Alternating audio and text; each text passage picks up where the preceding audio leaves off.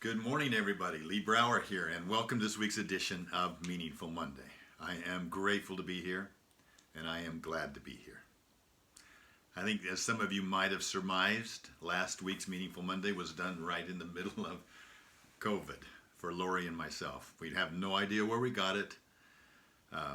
We're grateful that we didn't give it to anybody to the best of our knowledge, and we're grateful that we're through it. And it's real. It is real. And the fatigue that lingers on is real. But so glad to have experienced it and come out of it okay. Now, last Monday, I have my accountability journal, and I was writing in the throes of this, and this is early on in the week, so no events had happened that were unusual. And I just was reflecting about what I wrote for myself and the kind of the thought pattern, and I think it might be interesting to you. I wrote down each moment is a brand new moment. My intention is not to focus on what we want to fix. Rather, let's choose to focus on what we want to become. Focus all my energy not on fighting the old, but on building the new. Timely. As the week went on, I read it over and over and over again. Years ago, I had the opportunity to make friends with an amazing. His name is Dr. Mark McCurkgow, and he's from Edinburgh, Scotland. He's a world-renowned authority on positive approaches to change, and he is called on from people all around the world. And his focus is then on, don't tell me what's not working, tell me what is working and how can we do more of that. So in other words, not focusing on what needs to be fixed, but focusing in on what we can become. He shared with us a story back then where he was called into a company here in the United States that had numerous OSHA violations, and they were worried about being shut down. He showed up and they immediately came with a list of all of the violations, and he says, don't show me those. Walk me around and show me what is working. And then let's have a discussion about how we can do more of that. And lo and behold, by focusing that way, they resolved all of the OSHA issues. I think of it somewhat like if I have a beautiful lawn that weeds are starting to infiltrate, I can get terrible chemicals and start pouring on it and hope that my lawn survives. Or I can put in more nutrients and plant more seeds and let the seeds of the good grass take out the weeds.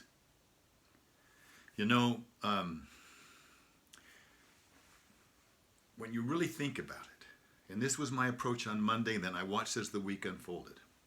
There is nothing wrong with you that what's right with you can't fix. There is nothing wrong with our country that what's right with our country can't fix.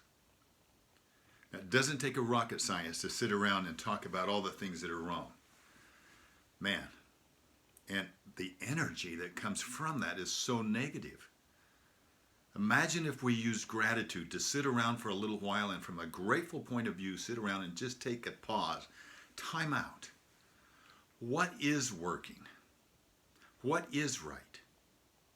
And instead of going into that negativity that generates such awful feelings for one another, for other fellow human beings, the lack of civility is horrendous. But if we just started with ourselves in our own practice and in our own days, instead of sitting down saying, what's wrong with this day? What's wrong with what happened over here? If we just stopped for a second and said, what's right with it? What's right with it, and how can we do more of that? And when you go through and make that list, then just get proactive that day and focus on something that's right and ask yourself, how can I do more of that? I truly believe there is nothing wrong with you that what's right with you can't fix. I sincerely believe that what's wrong with there's nothing wrong with our country then what's right with our country can't fix. And it starts right here, right there, with each one of us. Let's focus on the things that we have control over. We're only one, but we are one. Let's focus not on those things that we don't have control over, but focus on those things that we do have control over. It's up to us to make this week a meaningful week. Thank you for letting me spend this time with you. I look forward to talking to you next week.